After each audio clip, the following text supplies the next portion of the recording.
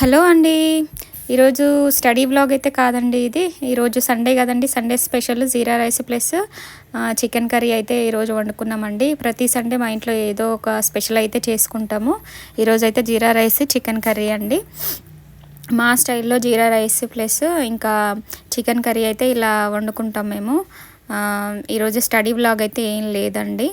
ఇంకా మా పిల్లలకి ఇంకా ఇద్దరు ఇంట్లోనే ఉంటారు. ఈరోజు మా అమ్మ అయితే మా పాపని తీసుకెళ్ళదు. ఇంకా మా ఆయన కూడా ఈరోజు ఇంట్లోనే ఉంటాడు కదండి.